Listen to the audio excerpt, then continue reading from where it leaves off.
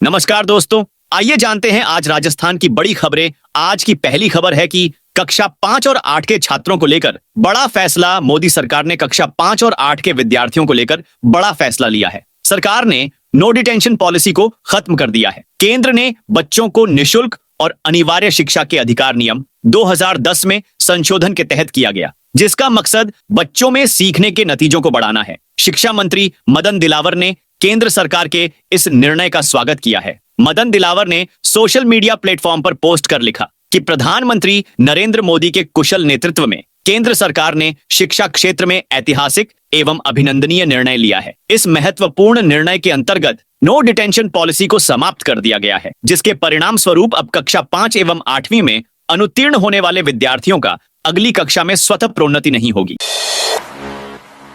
राजस्थान के स्कूलों में 12 दिन का शीतकालीन अवकाश। प्रदेश के स्कूलों में 25 दिसंबर से 5 जनवरी तक शीतकालीन अवकाश रहेगा। हर साल शिविरा पंचांग में 25 दिसंबर क्रिसमस के दिन से ही सर्दी की छुट्टियां शुरू जाती हैं, जो 5 जनवरी तक चलती हैं। इस बार शिक्षा मंत्री मदन दिलावर ने कहा था कि तेज सर्दी पड़ने पर ही स्कूलों में शीतकालीन अवकाश 25 दिसंबर के बाद किया जाएगा। हालांकि उनके इस बयान को लागू नहीं किया गया और शिविरा पंचांग के हिसाब से ही छुट्टियां दी गई हैं। निदेशक सीताराम जाट ने बताया, शिविरा पंचांग में पूरे साल की एक्टिविटी होती है। उसके अनुसार ही 25 दिसंबर से 5 जनवरी तक छुट्टियां की गई है। ये प्रदेश के सभी सरकारी और निजी स्कूलों के लिए लागू होगा। सर्दी ज्यादा होती है तो जिला कलेक्टर अपने स्तर पर निर्णय करते हैं, लेकिन अभी ऐसी कोई स्थिति नहीं है।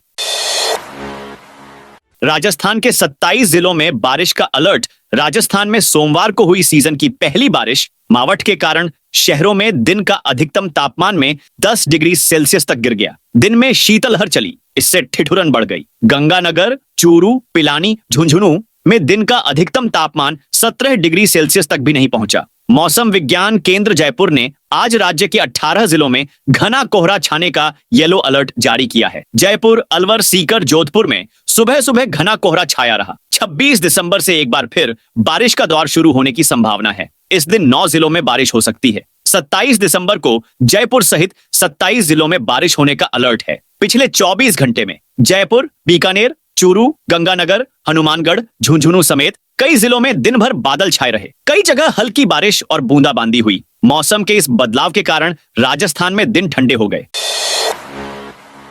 4 जनवरी को होगी नरेश मीणा की जमानत पर सुनवाई। मीणा की जमानत याचिका पर सुनवाई एक बार फिर दूसरी बार 4 जनवरी 2025 तक टल गई है। अब 4 जनवरी को इस मामले में सुनवाई होगी। डीजे कोर्ट के एपीपी राजेश गुर्जर ने बताया कि डीजे कोर्ट के न्यायाधीश ने नरेश मीणा के एडवोकेट की ओर से बहस के लिए और समय मांगने पर सुनवाई की नई तारीख 4 जनवरी 2025 निर्धारित की है। पहले भी जमानत पर सुनवाई 17 दिसंबर को होनी थी। उस समय भी मीणा के वकील ने बहस के लिए समय मांगा था। इस पर न्यायाधीश ने सुनवाई के लिए 5 दिन बढ़ाकर 23 दिसंबर कर दी थी। ऐसे में आज इस मामले की सुनवाई होनी थी, लेकिन एक बार फिर नरेश मीणा के वकील ने सुनवाई के लिए बहस का समय मांगा। इस पर दूसरी बार फिर न्यायाधीश ने 12 दिन और बढ़ा दिए हैं।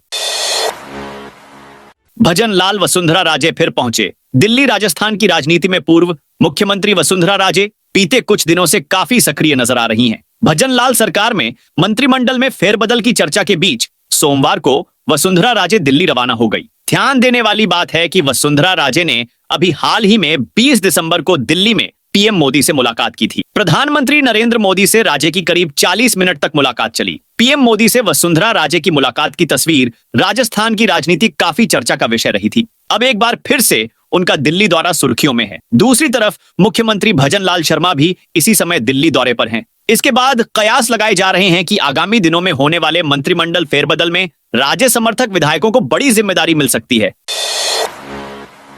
जयपुर में जिस एलपीजी टैंकर से हादसा उसका ड्राइवर जिंदा बचा, जयपुर में एलपीजी ब्लास्ट मामले में पुलिस को टैंकर के ड्राइवर की जानकारी मिल गई है। एसएचओ भांकरोटा मनीष कुमार शर्मा ने बताया, टैंकर ड्राइवर टक्कर के दौरान गैस लीक होने पर जयपुर की तरफ दौड़ा था। इससे उसकी जान बच गई। ड्राइवर ने ही टैंकर मालिक को फोन कर घटना की जानकारी दी थी। इसके बाद से उसका फोन बंद आ रहा था। भांकरोटा थाना पुलिस ने टैंकर ड्राइवर जयवीर निवासी मथुरा को डिटेन कर लिया है और उससे पूछताछ कर रही है। सुशीला मीणा को एकेडमी से जोड़ेगा से राजस्थान रॉयल्स। आदिवासी अंचल की नन्ही क्रिकेटर और left arm bowler Sushila Meena को बधाइयां देने का सिलसिला जारी है। राजस्व मंत्री हेमंत मीणा रामेर तालाब में सुशीला के घर पहुंचे, जहां उन्होंने सुशीला एवं उसके माता पिता सहित कोच ईश्वरलाल से मुलाकात की। बालिका का उत्साहवर्धन करते हुए जल्द ही एक अच्छे एकेडमी में दाखिला दिलाते हुए प्रशिक्षण की बात की। इस दौरान राजस्व मंत्री मीणा ने बालिका को क्रिकेट किट भेंट करते हुए सरकार से हर संभव मदद की बात कही। वहीं उदयपुर देहात जिला मंत्री डॉ जया मीणा ने सुशीला से मिलकर उसे प्रेरित किया और 51,000 रुपए का चेक देकर स्पोर्ट्स शूज भेंट किए। राजस्थान के इस जिले को मिली 2 एसी रोडवेज बस की सौगात। नए साल में राजस्थान रोडवेज जिले के लोगों को वातानुकूलित बसों में सफर की सौगात देने वाली है। इसके लिए रोडवेज निगम प्रबंधन करौली डिपो में 2 एसी डीलक्स बस उपलब्ध कराएगा। यात्रियों को लग्जरी बस में सफर की सुविधा मुहैया करने के लिए रोडवेज मुख्यालय की ओर से 30 नई ऐसी बसें मंगवाने की कवायद शुरू कर दी है। यदि सब कुछ ठीक रहा तो आगामी वर्ष में गर्मी की दस्तक से पहले जिले में रोडवेज की ऐसी बस सेवा शुरू हो जाएगी। इसके लिए रोडवेज द्वारा करौली सहित प्रदेश की 13 डिपो को ऐसी बसें मुहैया कराई जाएंगी।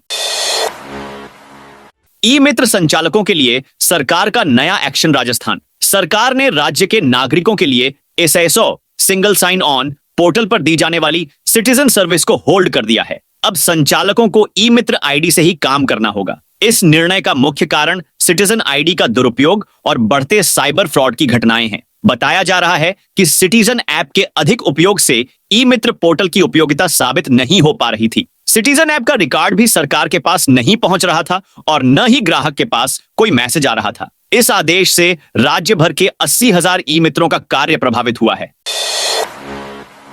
राजस्थान में इस खतरनाक वायरस की एंट्री के बीच अलर्ट मोड पर चिकित्सा विभाग। फलोदी के खींचन में बर्ड फ्लू की आशंका के बीच चिकित्सा विभाग ने शीतकालीन प्रवास पर पहुंची कुर्जा में H5N1 एवियन इन्फ्लुएंजा पाए जाने के बाद एडवाइजरी जारी की है। विभाग ने आमजन को कुर्जा के पड़ाव स्थलों व तालाबों के पास नहीं जाने सलाह दी है। वहीं अगर भ्रमण किया गया है तो सर्दी जुकाम के लक्षण होने पर तुरंत नजदीकी चिकित्सा संस्थान में परामर्श लें।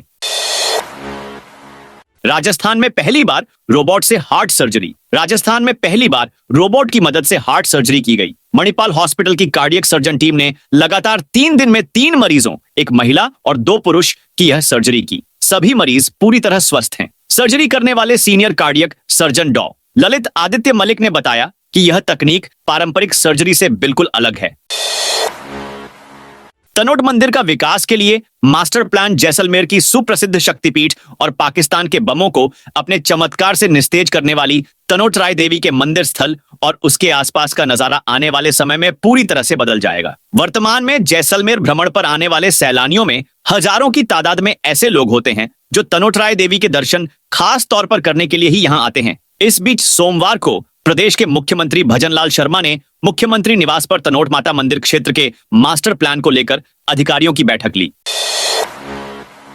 कुंभ के लिए जयपुर प्रयागराज फ्लाइट शुरू होगी। जयपुर से महाकुंभ में जाने वाले यात्रियों के लिए अच्छी खबर है। स्पाइसजेट एयरलाइंस ने जयपुर से प्रयागराज के लिए दिल्ली फ्लाइट शुरू की है। यह फ्लाइट हर दिन सुबह 10 बजे जयपुर से प्रयागराज के लिए चलेगी। दिन जयपुर से प्रयागराज और प्रयागराज से जयपुर आएगी। इससे पहले अलायंस एयरलाइंस ने भी जयपुर से प्रयागराज के लिए सीधी फ्लाइट शुरू करने का फैसला किया है। यह फ्लाइट साप्ताहिक थी।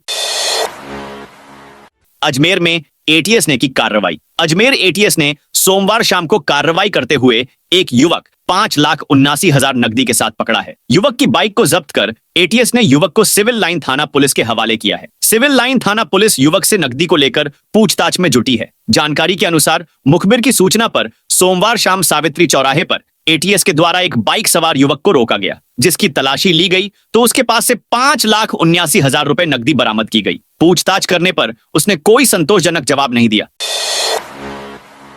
सीकर में बारिश और ओले गिरने की संभावना। सीकर में शीतलहर का असर कम होने के बाद आज लगातार दूसरे दिन भी कोहरा छाया रहा। सुबह 9 बजे बाद भी सीकर जिले में कई क्षेत्रों में कोहरा छाया हुआ है। आज न्यूनतम तापमान में मामूली गिरावट दर्ज की गई है। 27 दिसंबर से सीकर में बारिश होने के आसार हैं। सीकर के कृषि अनुसंधान केंद्र फतेहपुर पर आज सुबह न्यूनतम तापमान 9 डिग्री दर्ज किया गया। इससे पहले सोमवार को न्यूनतम तापमान 9.5 और अधिकतम तापमान 20.5 डिग्री दर्ज किया गया। सोमवार को भी जिले में कोहरा छाया हुआ था।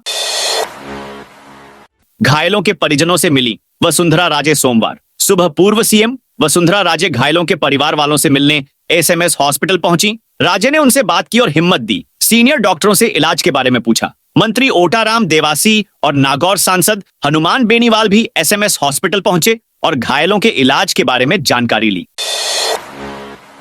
बिजली विभाग के 40,000 कर्मचारियों को मिलेगा ओपीएस का लाभ। बिजली विभाग की कंपनियों में पुरानी पेंशन योजना ओपीएस लागू करने को लेकर सोमवार को आदेश जारी किया गया। राजस्थान विद्युत वितरण निगम आरआरवी के सीपीएफ ट्रस्ट की 57वीं बैठक और मुख्य सचिव ऊर्जा की बैठक में तय किया गया कि दिसंबर 2024 के वेतन से सीपीएफ कटौती बंद कर जीपीएफ कटौती शुरू की जाएगी। इस निर्णय से ओपीएस लागू करने की कर्मचारी संगठनों की मुख्य मांग पूरी हो गई है। दरअसल ओपीएस लागू करने की मांग को लेकर बिजली क्षेत्र के कर्मचारी संगठन लगातार विरोध कर आवाज उठा रहे थे। ओपीएस को 1 जनवरी 2004 के बाद सरकार ने बंद कर दी थी। इसे देखते हुए कर्मचारी संगठन लगातार इसे लागू करने की मांग कर रहे थे। जयपुर अजमेर एक्सप्रेसवे पर बना फ्लाईओवर शुरू। जयपुर किशनगढ़ एक्सप्रेसवे पर कमला नेहरू नगर पुलिया के पास बने फ्लाईओवर को आज से शुरू कर दिया गया। इस फ्लाईओवर के शुरू होने से इस पुलिया के पास हमेशा लगने वाले जाम से लोगों को राहत मिली। वहीं कमला नेहरू नगर और उसे लगती 1 दर्जन से ज्यादा कॉलोनी के करीब 25,000 से ज्यादा लोगों को इसका सबसे ज्यादा फायदा हुआ है। वहीं किशनगढ़ से जयपुर शहर में जो ट्रैफिक आ रहा है उसके 15 मिनट का समय और बचेगा। पहले यहां आधा किलोमीटर से भी ज्यादा लंबा जाम सुबह शाम लगता था। डीएलएड फर्स्ट ईयर का रिजल्ट जारी। प्रदेश के सभी डीएलएड कॉलेज के फर्स्ट ईयर का रिजल्ट शिक्षा विभागीय पंजीयक कार्यालय ने जारी कर दिया है। करीब 24,459 स्टूडेंट्स का रिजल्ट सोमवार शाम प्रारंभिक शिक्षा निदेशक सीताराम जाट ने अपने कार्यालय में ऑनलाइन किया। इन स्टूडेंट्स को अब रीट का एग्जाम देने का अवसर मिल गया है। वहीं अब सेकेंड ईयर की क्लासेस भी शुरू हो गई हैं। बीकानेर में अंतरराष्ट्रीय ऊंट उत्सव 10 जनवरी से। अंतरराष्ट्रीय ऊंट उत्सव 10 से 12 जनवरी तक बीकानेर के कैमल रिसर्च सेंटर और रायसर गांव में आयोजित होगा। हर बार की तरह इस बार भी इस आयोजन में स्थानीय व बाहरी कलाकार परफॉर्म करेंगे।